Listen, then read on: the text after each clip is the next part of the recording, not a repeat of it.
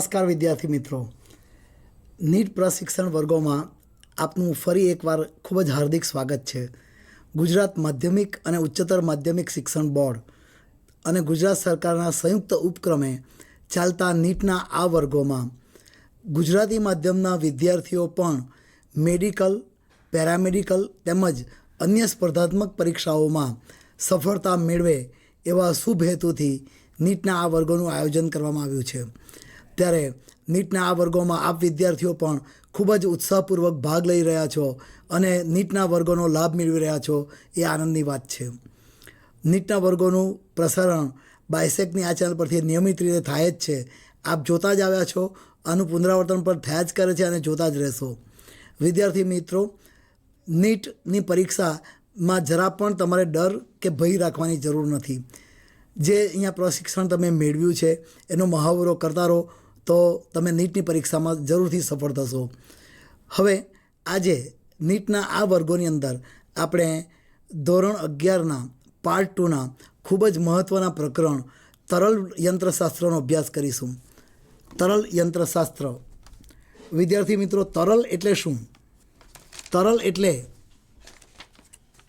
જેનું વહન થઈ શકે તે.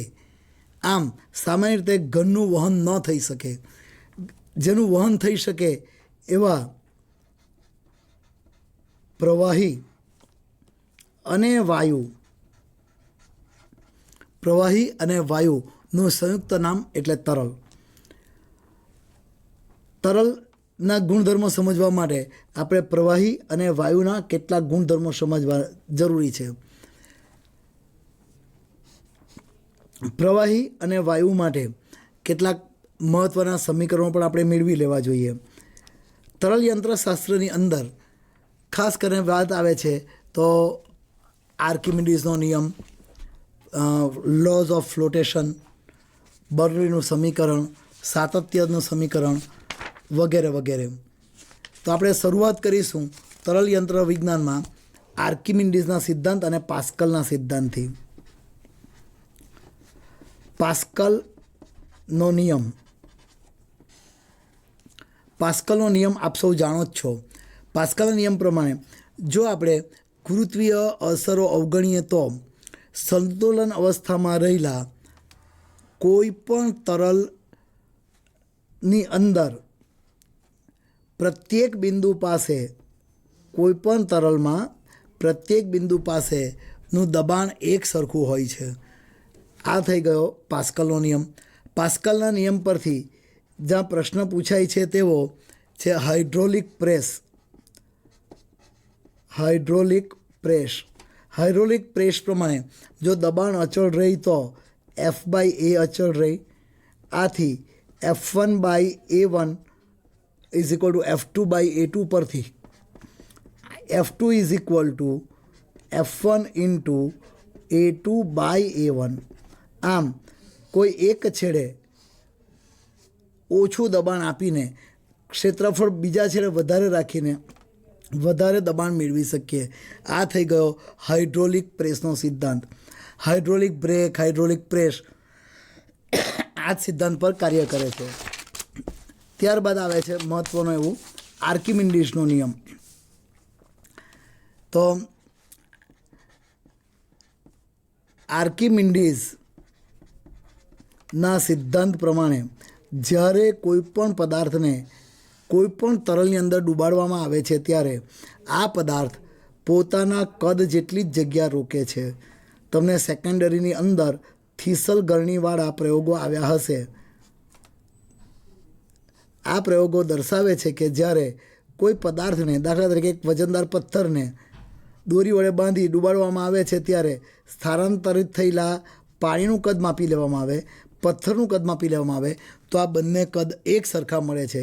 જે દર્શાવે છે કે જ્યારે પદાર્થને પ્રવાહીમાં ડૂબાડવામાં આવે છે ત્યારે પદાર્થ એ પોતાના કદ જેટલી જ જગ્યા પ્રવાહીમાં રોકે છે. આમ પ્રવાહીનું કદ બરાબર પ્રવાહીમાં ડૂબેલા પદાર્થનું કદ. ત્યારબાદ આવે છે લો ઓફ ફ્લોટેશન. ટુ ફ્લોટ એટલે તરવું, ફ્લોટેશનનો સિદ્ધાંત. અહીં જ્યારે પદાર્થને ડૂબાડવામાં આવે છે ત્યારે આર્કિમિડીઝે જ બતાવેલું એના પર ઉપર તરફ લાગતું ઉત્પ્લાવક બળ FB લાગે છે, બોયન્ટ ફોર્સ. તો લો ઓફ ફ્લોટેશનમાં આપણે આ જ વાત કરવાની છે કે જો વજન બળનું મૂલ્ય ઉત્પ્લાવક બળ FB કરતાં વધારે હોય તો આવો પદાર્થ પ્રવાહીમાં અંદર ડૂબી જશે. જો વજન બળનું મૂલ્ય કરતાં ઉત્પ્લાવક બળનું મૂલ્ય વધારે હશે તો આવો પદાર્થ સપાટીની ઉપર તરે છે. અને જો આ બંને સરખા હશે તો કોઈ પણ ઊંડાઈએ પદાર્થ સંતુલન સ્થિતિમાં રહેશે. તો આ થઈ ગયો લો ઓફ ફ્લોટેશન. યાદ રાખો મિત્રો કે પદાર્થને પ્રવેગિત તરલમાં ડૂબાડવામાં આવે તો જે બિંદુ પાસે ઉત્પ્લાવક બળ લાગે છે એ બિંદુ પર જ તરલનું ઉત્પ્લાવન કેન્દ્ર પણ આવેલું હોય છે. જો કોઈ ઘન પદાર્થ સમાંગ હોય તો આ સમાંગ ઘન પદાર્થ માટે ઉત્પ્લાવક બળ અથવા ઉત્પ્લાવક કેન્દ્ર એના ગુરુત્વ કેન્દ્ર પર જ આવેલું હોય છે. જેનું ગુરુત્વ કેન્દ્ર તે જ તેનું ઉત્પ્લાવક કેન્દ્ર છે. જો પદાર્થ સમાંગ ન હોય તો આ બંને કેન્દ્રો વચ્ચે તફાવત હોઈ શકે છે. બંને એક પર ન હોય એવા પદાર્થ પર ટોર્ક પણ લાગી શકે છે. ત્યારબાદ વાત કરીએ મિત્રો આપણે સાતત્યના સમીકરણની. સાતત્યનું સમીકરણ આ પણ નોંધતા જજો. સાતત્યના સમીકરણ મુજબ પદાર્થના વહન નળીના કોઈપણ આડછેદ પાસેનું ક્ષેત્રફળ અને તેના વેગનો ગુણાકાર હંમેશા અચળ રહે છે. જો કોઈ વહન નળીની વાત કરી દઈએ તો વહન નળીમાં જુદા જુદા આડછેદ પાસે વેગ જુદો જુદો હોઈ શકે.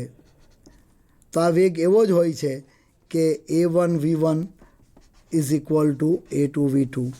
તો આ થઈ ગયું સાતત્યનું સમીકરણ. આના પરથી પૂછાતા પ્રશ્નો તો V બરાબર અચળ ભાગ્યા A.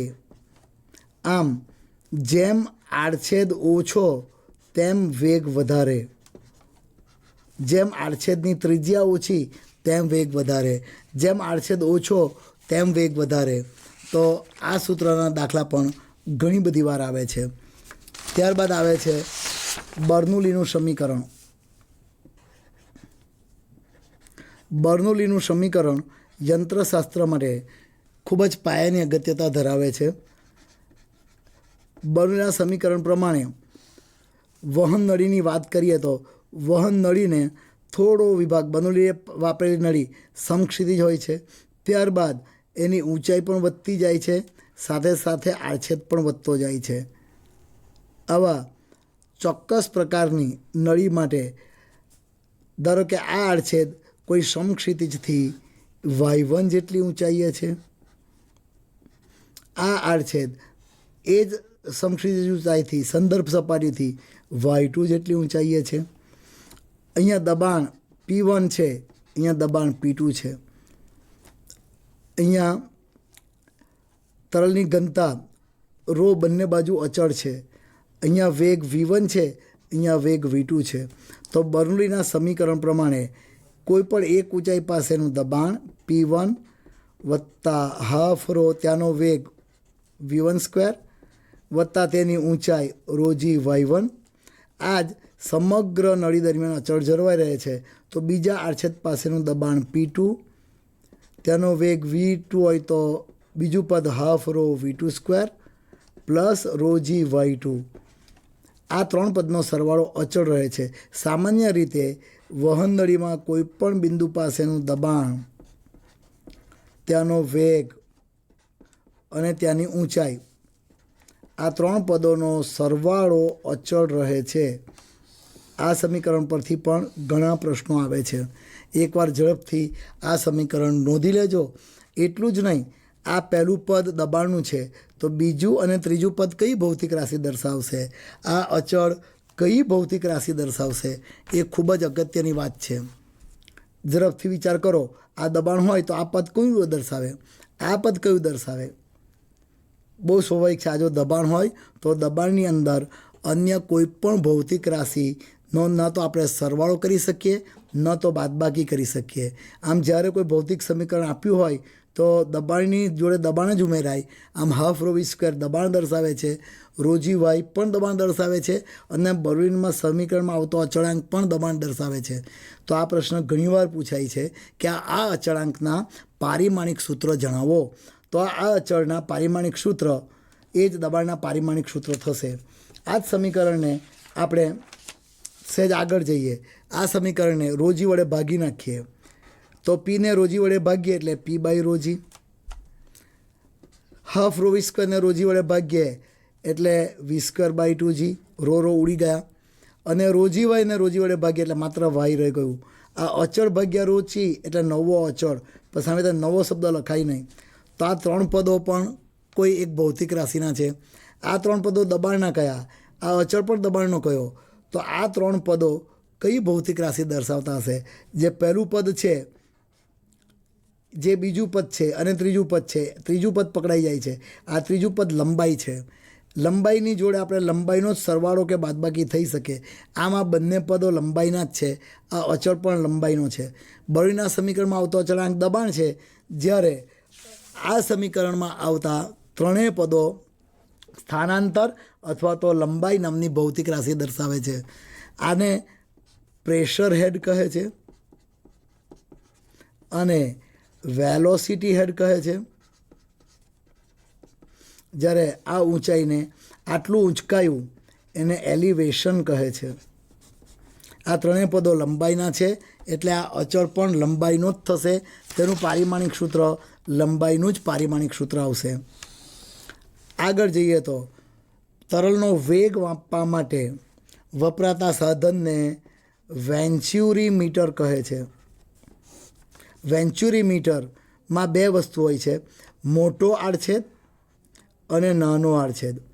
જે નાનો આડછેદ હોય છે તેને વેન્ચ્યુરીમીટરનું થ્રોટ, ગળું પણ કહે છે. વેન્ચ્યુરીમીટરનું થ્રોટ છે.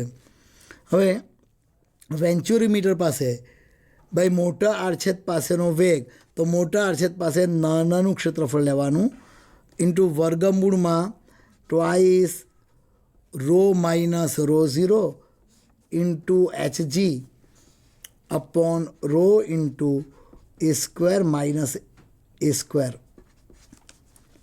આ મોટા આડછેદ પાસેનો વેગ V1, નાના આડછેદ પાસેનો વેગ V2 લઈએ તો આટલો જ ફેર છે. નાના આડછેદ પાસે અહીંયા મોટાનું ક્ષેત્રફળ લેવાનું અને વર્ગમૂળમાં આ તો સેમ જ રહેશે, 2 into rho minus rho 0 into HG upon rho into a square minus a square.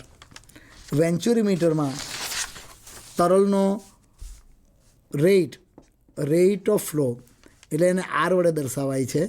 એને કદ ફ્લક્સ પણ કહે છે. આ કદ ફ્લક્સનું સૂત્ર આર ઇઝ ઇક્વલ ટુ, જો સ્મોલ એ હોય તો V2 અને કેપિટલ એ હોય તો V1. A1 V1 is equal two A2 V2 જેવું છે. તમે પેલા સૂત્રોને ગુણાકાર કરી નાખો તો સ્મોલ V2 પાસે કેપિટલ એ છે, સ્મોલ V1 પાસે સ્મોલ એ છે, એટલે આ પહેલાં બે પદના ગુણાકારમાં એ અને એ આવે, અને આ બીજું પદ તો સરખું જ છે, 2 into rho minus rho 0 HG upon rho into a square minus a square. તો આ સૂત્ર પણ ઝડપથી નોંધી લેજો વિદ્યાર્થી મિત્રો. અત્યારે તમે સ્ક્રીન પર જોઈ શકો છો આ સૂત્રના દાખલા પણ ઘણા બધા અગત્યના છે. અહીં સામાન્ય રીતે તમારી થિયરીમાં નથી, પણ નીટની એક્ઝામ માટે છે, એ ખાસ ચર્ચા કરી લઈએ. અને આથી તમને મિત્રોને ખાસ વિનંતી કે આની નોંધ અચૂક કરી લેજો, અને એ છે ટોરિસિલીનો નિયમ. ફરીથી કહું છું, આ ટોરિસિલીનો નિયમ તમને 11માના પાઠ્યપુસ્તકમાં નથી, પણ નીટના અભ્યાસક્રમમાં છે. આથી ટોરિસિલીનો નિયમ બરાબર સમજી લેજો. એને હું થોડો વધારે વિસ્તૃત સમજાવીશ કે પ્રવાહીની સપાટીથી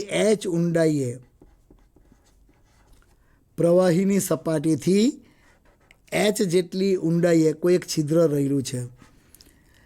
તો એ છિદ્રમાંથી પ્રવાહી બહાર આવે છે. આ બહાર આવતા પ્રવાહીનો વેગ એ આટલી જ ઊંચાઈથી એચ ઊંચાઈએથી જ, આ ઊંડાઈ છે અહીંયા એચ ઊંચાઈથી, જે કોઈ કણને આપણે મુક્ત પતન આપીએ તો મુક્ત પતન પામતા કણનો વેગ અને આટલી ઊંડાઈથી છિદ્રમાંથી બહાર નીકળતા પાણીનો વેગ એક સરખો હોય છે. એટલે ફરીથી આ નિયમ આવો થશે કે પ્રવાહીની સપાટીથી એચ ઊંડાઈએ રહેલા છિદ્રમાંથી બહાર આવતા પ્રવાહીનો વેગ આટલી જ ઊંચાઈ એચ પરથી મુક્ત પતન પામતા કણના વેગ જેટલો જ હોય છે. અને આ બંને વેગના મૂલ્ય v ઇઝ ઇક્વલ ટુ આપણે મુક્ત પતનના કિસ્સા મેળવેલા તેના જેવું જ twice hg upon 1 minus a2 by a1 whole square, જ્યાં a2 બરાબર છિદ્રનું ક્ષેત્રફળ અને a1 બરાબર મુક્ત સપાટીનું ક્ષેત્રફળ. તો આટલું જોઈ લઉં ફરીથી. ટોરિસિલોનો નિયમ પ્રમાણે એચ ઊંડાઈએ આવેલા છિદ્રમાંથી આવતા પાણીનો વેગ અને આટલી જોયાથી મુક્ત પામતા પાણીનો વેગ એક સરખો હોય. તે કેટલો હોય? v ઇઝ ઇક્વલ ટુ રૂ gh upon 1 minus a2 square minus a1 square. અહીં એક બે બાબત બીજી અગત્યની છે. ખૂબ જ ઝડપમાં ગતિ કરતી કોઈ ટ્રેનના રેલવે ટ્રેકની નજીક ઊભેલી વ્યક્તિ એ ટ્રેક તરફ કેમ ખેંચાઈ જાય છે? તો આનું કારણ આ મુજબ છે કે ખૂબ જ ઝડપથી ગતિ કરતી ટ્રેન હોય તો તેની સાથે એની નજીકમાં રહેલી તરલ હવા પણ ખૂબ જ ઝડપથી ગતિ કરે છે. આ ઝડપથી ગતિ કરીને બર્નોલીના સમીકરણ પ્રમાણે આ વિસ્તારનું દબાણ ઘટે છે અને જે વધારાનું દબાણ છે તે માણસને ટ્રેક તરફ ધકેલે છે. આ જ રીતે વાવાઝોડા દરમિયાન મકાનના છાપરાઓ ઉડી જાય છે, તેના પણ આ જ કારણ તમે આપી શકો. વિદ્યાર્થી મિત્રો, આગળ જઈએ તો હવે વાત આવે છે શ્યાનતાની. જ્યારે કોઈ પણ તરલમાં પ્રવાહીના સ્તરો વચ્ચે સાપેક્ષ વેગ લાગતો હોય તો સાપેક્ષ વેગના કારણે તરલના સ્તરો પરસ્પરની ગતિનો વિરોધ કરે છે. જેમ કે અત્યારે કોઈ સમક્ષિતિજ પર વહેતું તરલ તમે આકૃતિમાં જોઈ શકો છો. અહીં જે સ્તર ઘન પદાર્થની જોડે સંપર્કમાં છે તેનો વેગ 0 છે. જેમ ઉપર તરફ જઈએ તેમ વેગ ક્રમશઃ વધતો જાય છે. તો આ સાપેક્ષ વેગના કારણે સ્તરો વચ્ચે આંતરિક ઘર્ષણ બળ ઉદ્ભવે છે. આવું સ્તરો વચ્ચે ઉદ્ભવતું આંતરિક ઘર્ષણ બળ તે જ શ્યાનતા બળ. અહીં પણ સાબિતી વિના આપણે સ્વીકારી લઈએ. આ સૂત્રનો ઉપયોગ તમારે કરવાનો છે કે સ્તરો વચ્ચે લાગતું શ્યાનતા બળ એ આડછેદના ક્ષેત્રફળ એ, સંપર્ક સપાટીના ક્ષેત્રફળ એ અને વેગ પ્રચલનના સમપ્રમાણમાં હોય છે. એકમ જ્યાં dv/dx એટલે બે ક્રમિક સ્તરો વચ્ચેનો વેગનો તફાવત કે જેમની વચ્ચેનું અંતર dx જેટલું છે, અને વેગ પ્રચલન પણ કહે છે. તો આ સૂત્ર તમે બરાબર નોંધી લેજો. F is equal to eta into a into dv/dx. આ સૂત્રના પણ ઘણા દાખલા જોવાના છે. ત્યારબાદ શ્યાનતામાં આવે છે સ્ટોક્સનો નિયમ. સ્ટોક્સના નિયમ મુજબ જ્યારે કોઈ ગોળાકાર લીસો પદાર્થ સ્થિર શ્યાન પ્રવાહીમાં ગતિ કરે છે ત્યારે તેને ગતિ અવરોધક બળ લાગે છે. આ ગતિ અવરોધક બળ એને આપણે FV કહી દઈએ. તો FV ઇઝ ઇક્વલ ટુ એની ત્રિજ્યા r અને વેગ vના ગુણાકારના સમપ્રમાણમાં હોય છે. FV ઇઝ ઇક્વલ ટુ કોઈ સપ્રમાણતા ચળાંક 6π ઈટા RV. તો આ સૂત્ર પણ બરાબર હોય જો કે FV is equal to 6π eta RV. આ સ્ટોક્સના નિયમ મુજબ લાગતું સૂત્ર છે. અને તમે જે પ્રેક્ટિકલ કર્યો એ પ્રેક્ટિકલ બાદ જે અંતિમ વેગનું સૂત્ર મેળવ્યું, અંતિમ વેગ VT is equal to 2/9 R square G into bracket rho minus rho 0 by eta. આ અંતિમ વેગનું સૂત્ર છે. અંતિમ વેગના સૂત્ર પરથી પણ અનેક પ્રશ્નો નીટની એક્ઝામમાં આવ્યા છે. જેમ કે વીટી ચલે છે r². જો રો ઈટાને બધું અચળે તો વીટી ચલે છે r². આના દાખલા પણ આપણે જોવાના છે. અંતિમ વેગની વાત આવી ગઈ અને ત્યારબાદ આવે છે રેનોલ્ડ નંબર, રેનોલ્ડ અંક. ભાઈ નળીમાંથી થતું વહન કયા પ્રકારનું છે એ જાણવા માટે એક અંક વપરાય જેને રેનોલ્ડ અંક કહેવાય છે. એને N for number, R for Reynold, NR સંકેત વડે દર્શાવાય છે. રેનોલ્ડે દર્શાવ્યું કે તરલનું વહનનો પ્રકાર એની ઘનતા, તરલનો વેગ, નળીનો વ્યાસ ડાયામીટર ડી અને શાંતા ગુણાંક ઈટા પર આધાર રાખે છે. રો, વી, ડી અને ઈટા પર આધાર રાખે છે. આ 4 ભૌતિક રાશિઓને સંબંધિત રેનોલ્ડ અંકનું સૂત્ર NR is equal to rho V D by eta. આ સૂત્ર પણ યાદ રાખવું પડશે. એટલું જ નહીં, એની આટલી કિંમતો પણ યાદ રાખવી પડશે. જો રેનોલ્ડ અંકનું મૂલ્ય 2000 કે 2000 કરતાં ઓછું હોય તો વહનનો પ્રકાર સ્થિર છે, સ્થાયી છે અથવા તો ધારારેખીય છે. તમે જાણો છો વિદ્યાર્થી મિત્રો કે ધારારેખીય વહન માત્ર સ્થાયી વહન માટે શક્ય છે. જો રેનોલ્ડ અંકનું મૂલ્ય 3000 કરતાં વધારે હોય તો વહન પ્રક્ષુબ્ધ બની જાય છે. પ્રક્ષુબ્ધ વહનમાં એના વેગ ઝડપથી વધે છે, ઝડપથી ઘટે છે. દરિયામાં ભરતી ઓટ વખતે જે વહન થાય છે એને પ્રક્ષુબ્ધ વહન કહી શકાય. અને એનારું મૂલ્ય જો આ બેની વચ્ચે હોય તો આમ 2000 કરતાં વધારે પણ 3000 કરતાં ઓછું, આ બેની વચ્ચે જો હોય તો વહન અસ્થાયી છે એમ કહેવાય. આમ વહનનો પ્રકાર જાણવા માટે રેનોલ્ડ અંક ખૂબ જ અગત્યનો છે, એ જોઈ શકાય. હવે પૃષ્ઠતાણની વાત આવે છે. પૃષ્ઠતાણ પરથી પણ ઘણીવાર દાખલા આવે છે. આપણે જાણીએ છીએ કે સમતલ સપાટી પાસે બંને બાજુના દબાણ સરખા હોય છે. જો વક્ર સપાટી હોય તો 2 પ્રકારની હોય. તમે કહેશો આ બંને સરખી જ છે. વાત સાચી છે. ઉપરથી જોતા અંતર્ગોળ તો આ ઉપરથી જોતા બહિર્ગોળ, આટલો ફેર છે. ભાઈ આવું હોય તો શું કહી શકાય? આ 2 સપાટી જ ખાસ ધ્યાનથી જો તો યાદ રાખો કે અહીં P1 is greater than P2, અહીં P2 is greater than P1. આમ એક હકીકત યાદ રાખો કે આંતરગોળ સપાટીનું દબાણ બહિર્ગોળ સપાટીનું દબાણ કરતાં હંમેશા વધારે હોય છે. આ દબાણ તફાવતના કારણે કોઈક બળ લાગે છે. જો પરપોટાને 2 મુક્ત સપાટી હોય તો આ દબાણ તફાવતનું મૂલ્ય 4T/r લેવાનું. જો એક જ મુક્ત સપાટી હોય તો આ દબાણ તફાવત મૂલ્ય 2T/r લેવાનું. આમ 2 મુક્ત સપાટી એટલે પરપોટો જો હવામાં રચાયો હોય તો Pi - Vo is equal two 4T/r અને પરપોટો જો પ્રવાહીમાં રચાયો હોય તો પ્રવાહીમાં રચાતા પરપોટા માટે Pi - Po બરાબર 2T/r.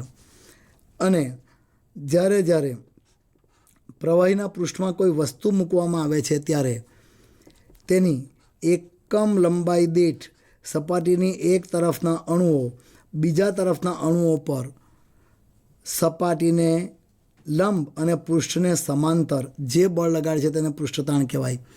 એની સાબિતીમાં ન પડીએ, સૂત્ર કે T is equal two F/L. આના પરથી એનો એકમ અને પારિમાણિક સૂત્ર પણ ઘણા અગત્યના છે, સ્પર્ધાત્મક પરીક્ષામાં પૂછાય છે. પૃષ્ઠતાણ માટે એકમ ન્યૂટન પર મીટર અને પારિમાણિક સૂત્ર શું થશે? બળ એટલે દ્રવ્યમાન ગુણ્યા પ્રવેગ ભાગ્યા લંબાઈ. આમ લંબાઈ 0 m1 L0 T-2. તો આ થઈ ગયું પૃષ્ઠતાણનું પારિમાણિક સૂત્ર. જો F/L સૂત્ર વાપર્યું તો એ જ રીતે પૃષ્ઠતાણ માટે આ સૂત્ર પણ વાપરી શકાય કે T is equal two F/L. જો આને M વડે ગુણી કાઢીએ અને આને L વડે ગુણી કાઢીએ તો એકમ બદલાતો નથી. ન્યૂટન મીટર ભાગ્યા મીટર સ્ક્વેર એટલે ન્યૂટન મીટર જ થઈ જાય. પણ આ આખી રાશિ બદલાઈ ગઈ. F.D એટલે કાર્ય અને L ઇન્ટુ L એટલે ક્ષેત્રફળ. આમ T=W/A. પણ અહીં એક ખાસ નોંધી લેશો, એ શું છે? તો એ છે પ્રવાહીની મુક્ત સપાટીના ક્ષેત્રફળમાં થતો વધારો. ક્ષેત્રફળ નથી, પણ ક્ષેત્રફળમાં થતો વધારો છે ભાઈ, એ દર્શાવે છે. આના પરથી W=TA, આ સૂત્ર પરથી ઘણી બધી વાર સ્પર્ધાત્મક પરીક્ષામાં પ્રશ્નો આવે છે. જેમ કે ભાઈ પરપોટાની ત્રિજ્યા R હોય, એ R1 થી R2 કરવી હોય તો કેટલું કાર્ય કરવું પડે? તો W=T × 4π R2² - R1². જો પરપોટો હવામાં હોય તો, અને જો પરપોટો પ્રવાહીમાં હોય તો 4πની જગ્યાએ 2 મુક્ત સપાટી હોવાથી 8π લઈ લેવું, R2² - R1². જો પરપોટો કોઈ પ્રવાહીમાં રચાયો હોય તો. આ સૂત્રના દાખલા પણ આપણે જોવાના છે. એ જ રીતે પૃષ્ઠતાણની વાત કરીએ આગળ, તો સંપર્ક કોણ એક મહત્ત્વની ભૌતિક રાશિ છે. જો પ્રવાહી અને ઘન વચ્ચેનો સંપર્ક કોણ 90 કરતાં ઓછો હોય તો આવું પ્રવાહી કેસ નળીમાં ઉપર ચડે છે. કેસ નળીમાં પ્રવાહીનું લેવલ અને કેસ નળીમાં પ્રવાહીનું લેવલ, બીકરમાં પ્રવાહીનું લેવલ અને કેસ નળીમાં પ્રવાહીનું લેવલમાં તફાવત હોય છે. અહીં પ્રવાહી H જેટલું ઊંચે ચડે છે. આવું પ્રવાહી કેસ નળીને ભીંજવે છે. સંપર્ક કોણ 90 કરતાં ઓછો છે. આ ઘટનાને કેશાકર્ષણ પણ કહે છે. જો સંપર્ક કોણ 90 કરતાં વધારે હોય તો આવું પ્રવાહી કેસ નળીમાં ઉર્ધ્વગમન નથી કરતું, પણ અધોગમન કરે છે. અને એનો આકાર બી તમે જોઈ શકો, ઉપર ચડે તો અંતર્ગોળ, નીચે ઉતરે તો બહિર્ગોળ. આવા ઉદાહરણ તમે જોયા હશે. દાખલા તરીકે કાચને જો પારાની અંદર ઉબાડવામાં આવે તો પારો કાચમાં અધોગમન કરે છે અને પારાની સપાટી આવી દેખાશે. જ્યારે પાણીની અંદર જો કેસ નળી મૂકવામાં આવે તો મિનિસ્કસ આ રીતે મળશે. કેસ નળીમાં રચાતા પ્રવાહીના આકારને મિનિસ્કસ પણ કહે છે. અહીં મિનિસ્કસ આંતરગોળ, અહીં મિનિસ્કસ બહિર્ગોળ. તો આ આંતરગોળ અને બહિર્ગોળ માટે પણ પૃષ્ઠતાણ જ મુખ્ય ભાગ ભજવે છે. અહીં ક્યાં તો પ્રવાહીમાં કેશાકર્ષણથી ઉર્ધ્વગમન કરતી અથવા તો અર્ધોગમન કરતી ઊંચાઈ H પરથી પૃષ્ઠતાણ શોધી શકાય. આ સૂત્ર પણ અત્યારે આપણે સાબિતીમાં નથી પડતા, એ ડાયરેક્ટ સૂત્ર સ્વીકારી લઈએ. T=HR ρg/2 cos θ, જ્યાં H બરાબર કેસ નળીમાં ઉપર ચડેલું પ્રવાહી અથવા તો અધોગમન કરેલું પ્રવાહી, R બરાબર કેસ નળીની ત્રિજ્યા, ρ બરાબર પ્રવાહીની ઘનતા અને G બરાબર ગુરુત્વ પ્રવેગ, θ બરાબર સંપર્ક કોણ. તો હવે આપણે કેટલાક આના દાખલા જોઈ લઈએ. ભાઈ કંઈક આવું છે. પહેલો દાખલો આપણે આના પરથી જ ગણી લઈએ. W બરાબર T × મુક્ત સપાટીના ક્ષેત્રફળમાં થતો વધારો. આના પરથી આવા દાખલા પૂછાય છે. ધારો કે પ્રવાહીમાં કોઈ સાબુના દ્રાવણનો પરપોટો રચાયો છે. આ પરપોટાની ત્રિજ્યા 0.1 સેન્ટીમીટર છે. હવે તેનું કદ 8 ગણું કરવામાં આવે છે. નોંધો મિત્રો, ત્રિજ્યા નથી આપેલી, કદ આપેલું છે. કદ 8 ગણું કરવામાં આવે છે તો કેટલું કાર્ય કરવું પડશે? પ્રારંભિક ત્રિજ્યા તો આપેલી છે, કદ 8 ગણું કરવામાં આવે છે. એના પરથી 4/3 πr2³ બરાબર 4/3 πr1³ ગણીને આપણે R2 અને R1 વચ્ચેનો સંબંધ મેળવી શકીએ કે R2³ = 8R1³. આમ R2 = 2R1 એ અહીંયા મૂકી દઈએ એટલે W અહીંયા R2 = 2 × 0.1 એટલે 2 સેન્ટીમીટર મળે. આમ W પ્રવાહીમાં રચાયો છે એટલે 4πt into R2 square minus R1 square. કિંમતો મૂકી દેવાની અને તમે સરળતાથી ગણતરી કરી શકો. પૃષ્ઠતાણની કિંમત આપેલી છે 35 ડાઇન પર સેન્ટીમીટર, એટલે આ સેન્ટીમીટરમાં ફેરવી કાઢ્યું. R2 એટલે 0.2નો સ્ક્વેર, R1 એટલે 0.1નો સ્ક્વેર. તો અત્યારે અહીંયા સ્ક્રીન પર છે જ, વધારે સમય ન બગાડી અહીંયા આપણે છોડી દે, ગણતરી તમે કરી શકો બરાબર, અને જવાબ લખી શકો. જે જવાબ આવે તે એકમ એનો આવશે ન્યૂટન ઇન્ટુ મીટર અથવા તો જૂલ. તો આટલું કાર્ય કરી શકો. આવો વારંવાર પ્રશ્ન આવે છે. અહીં એ પણ નોંધી લેજો કે અહીંયા ત્રિજ્યા R1 થી R2 કરી, એ જગ્યાએ એવો પણ દાખલા આવી શકે કે આ ત્રિજ્યાનો પરપોટો ફૂલાવવા માટે કેટલું કાર્ય કરવું પડે. તો એ પણ અહીંયા એટલું જ કહી શકાય કે ધારો કે આ જ દાખલાની અંદર એવું કહ્યું હોત કે 0.1 સેન્ટીમીટર ત્રિજ્યાનો પરપોટો ફૂલાવવા માટે કેટલું કાર્ય કરવું પડ્યું હોત, તો તમે આ જ સૂત્રને આ રીતે યાદ રાખી શકો કે કાર્ય W/4πt. આપણે કહ્યું કે ત્રિજ્યા R1 થી R2 કરવી, તો આ આવી ગયું. તો આ ત્રિજ્યાનો પરપોટો ફૂલાવવો એટલે કે ત્રિજ્યા 0 થી R કરવી.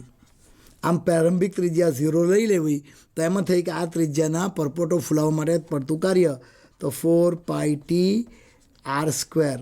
તો અહીંયા R બરાબર 0.1 મૂકી પૃષ્ઠતાણ આપેલું હોય તમે કાર્ય ગણી શકો. આ સૂત્ર 1-2 મિનિટ રાખું છું, જરાક ઝડપથી નોંધી લેજો. બોલતો પણ જાઉં છું. પ્રવાહીમાં R ત્રિજ્યાનો પરપોટો ફૂલાવવા માટે કરવું પડતું કાર્ય W = 4πt R². હવે આપણે પૃષ્ઠતાણનો એક બીજો દાખલો જોઈ લઈએ. આ દાખલામાં કંઈક આવું છે.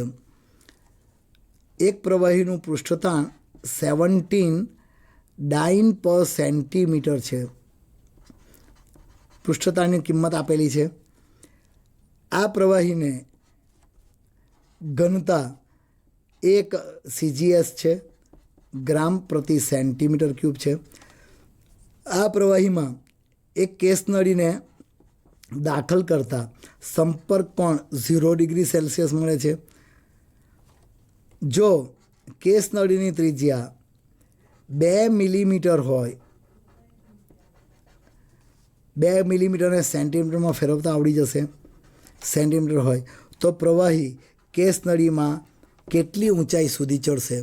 આવો પ્રશ્ન પૂછાયો છે. આ પ્રશ્ન તમે બહુ સરળતાથી વિચાર કરી શકો. પૃષ્ઠતાણ આપેલું છે, ઘનતા આપેલી છે, સંપર્ક કોણ આપેલો છે, અને હવે આપણે ઊંચાઈ શોધવાની છે. તો T = HR ρg/2 cos θ. આ સૂત્રનો ઉપયોગ કરીને H = 2T cos θ = cos 0 / R ρg. અહીંયા પણ આપણે સમય બગાડતા નથી, તમે કિંમતો મૂકી શકો અને ઊંચાઈ જ ગણી શકો. 2 મિનિટ અહીંયા તમે રકમ દોરી શકો, લખી છે, લખી લેવું, એની કિંમતો તમે ઉતારી શકો છો અને સરળતાથી ગણતરી કરી H મેળવી શકો છો. જે કંઈ જવાબ આવશે તે એકમ આવશે સેન્ટીમીટર.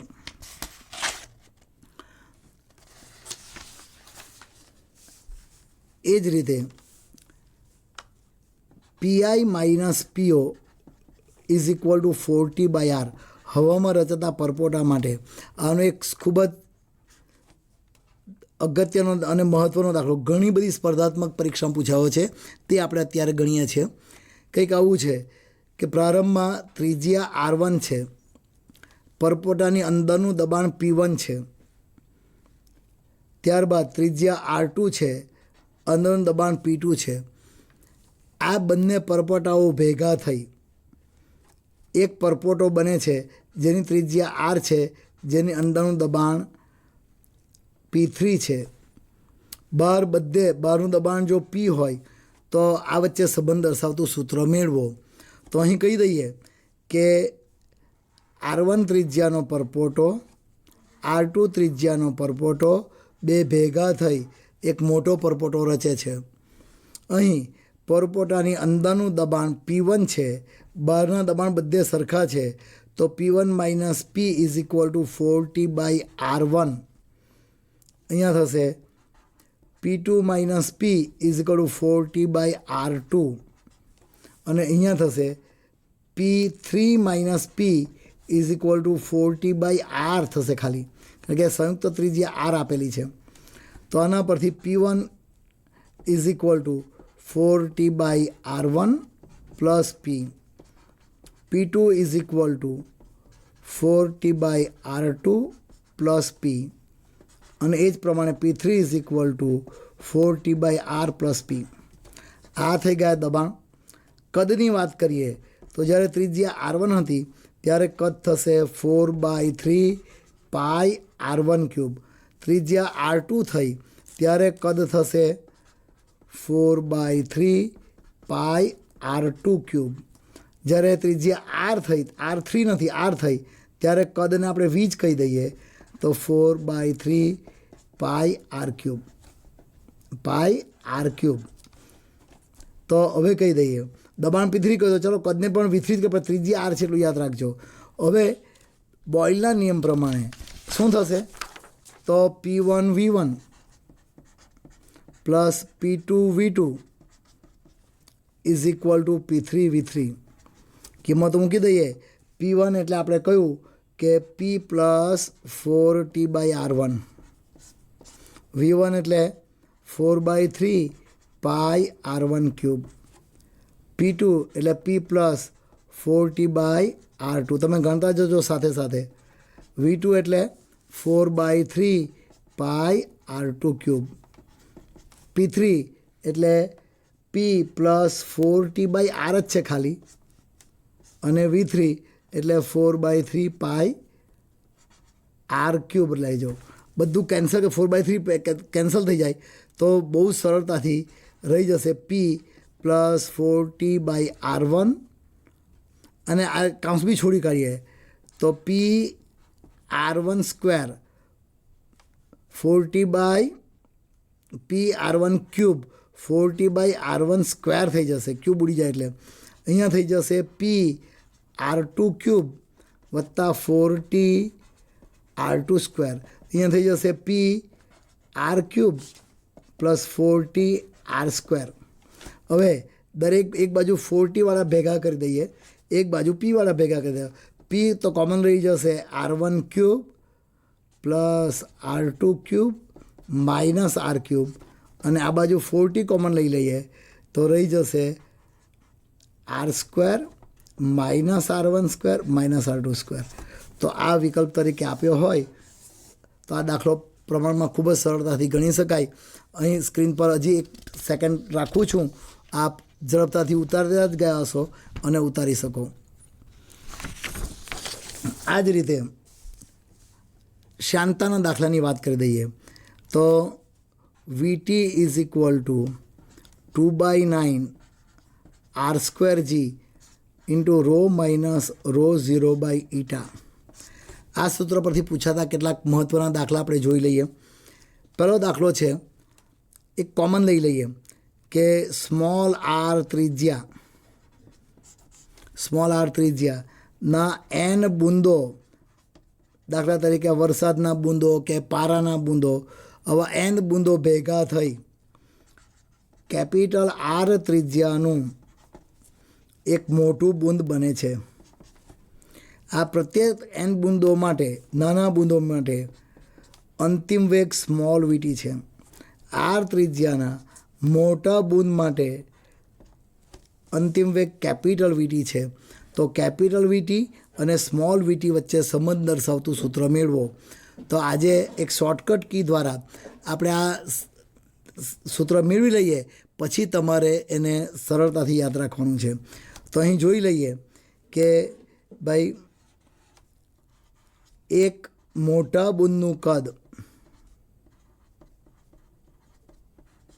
બરાબર આવા n નાના બૂંદોના કદ જેટલું થાય.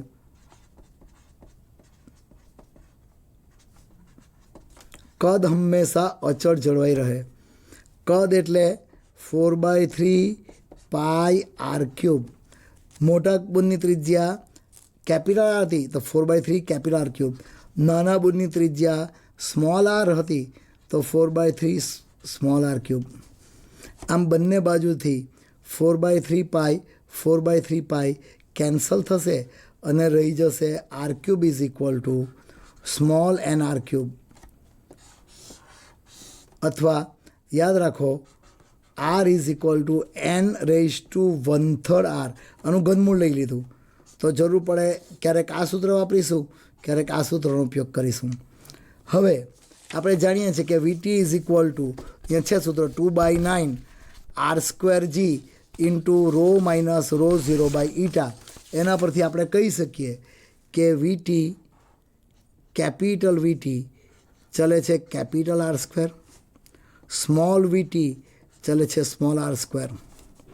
આમ capital VT by small VT is equal to capital r² by small r².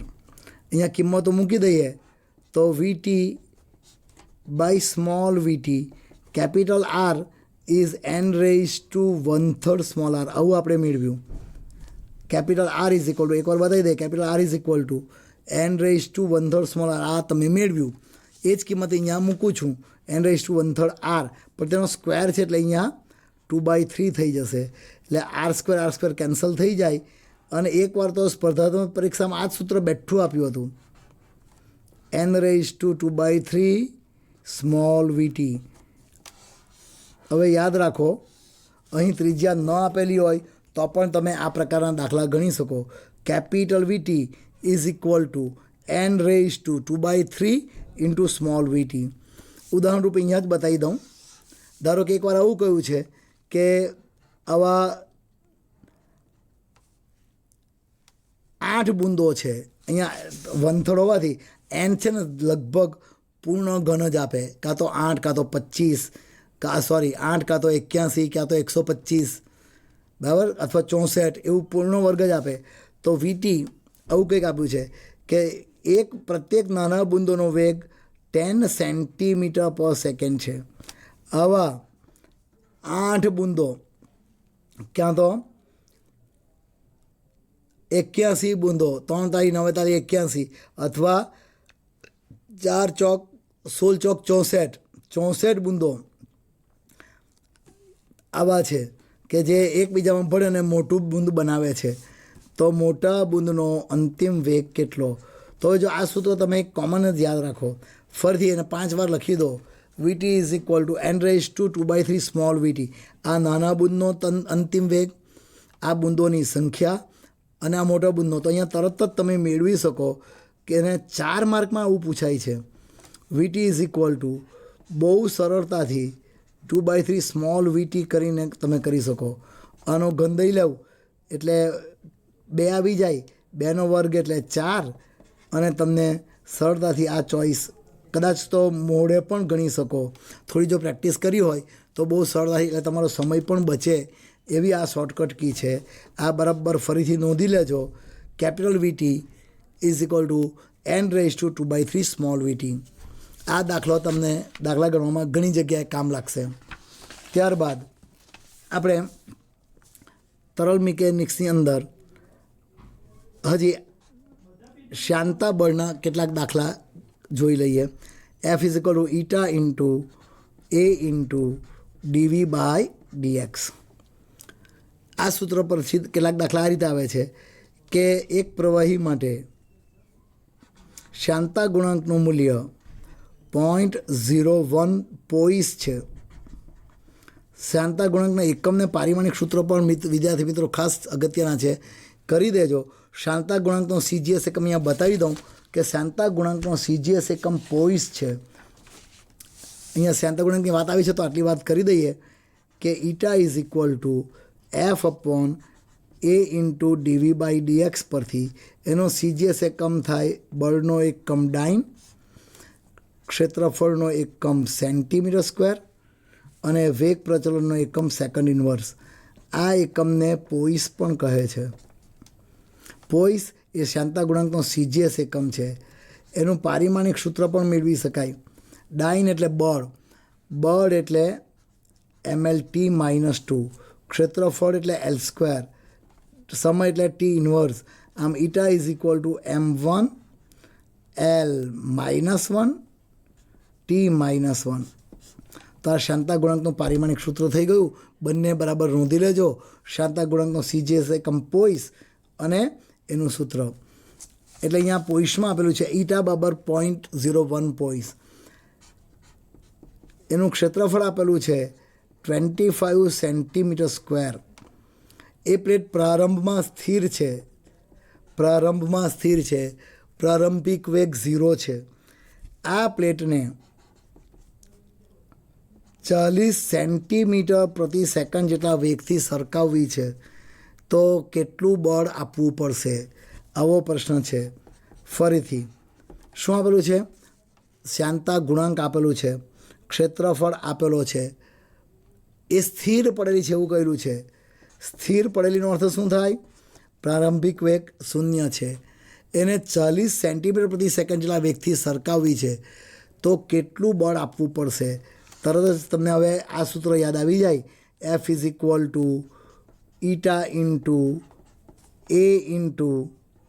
એ પણ આપેલું છે સીધું dv/dx.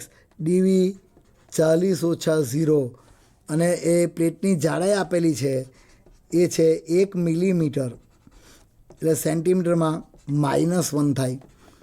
અહીં આપણે બહુ સરળ છે, તમે ગણતરી કરી શકો. ગણતરી ઘરે કર્યા કરજો. હું તમને જવાબ આપી દઉં છું. આનો જવાબ આપેલો છે 1000 ડાઈન. આટલો જવાબ આવશે. તમે ગણતરી કરી લેજો. આ દાખલો હજી ફરીથી એકવાર સ્ક્રીન પર છે. આ પ્રકારનો દાખલો સ્પર્ધાત્મક પરીક્ષામાં પૂછાઈ ગયો છે. હવે એક બીજો દાખલો જોઈ લઈએ. આ દાખલો કંઈક આવો છે. પૃષ્ઠતાણ આપેલું છે. પૃષ્ઠતાણ 17 ડાઈન પર સેન્ટીમીટર.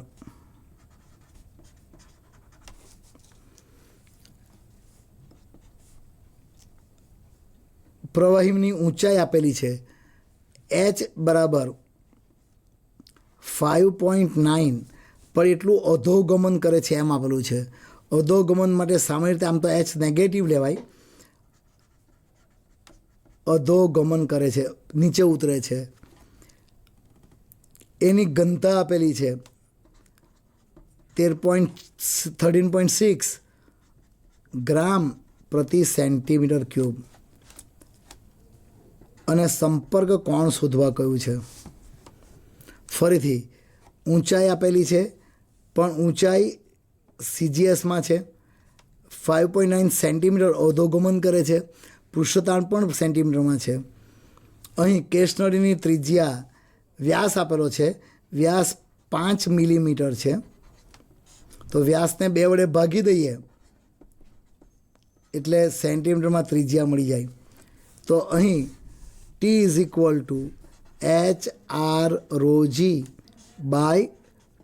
cos θ. આ સૂત્રનો ઉપયોગ કરો અને cos θને સૂત્ર કરતાં બનાવી દો. ρg/t 2 તો અચળ જ છે. આ સૂત્ર પરથી cos θ મળે અને સરળતાથી એનો ઇન્વર્સ જોઈને, cos ઇન્વર્સ જોઈને સંપર્ક કોણ થીટા પણ મેળવી શકાય. તો આ સંપર્ક કોણ થીટા શોધવાનો એક દાખલો હતો. હજી એક દાખલો આપણે ગણી લઈએ. આ દાખલો કંઈક આવો છે.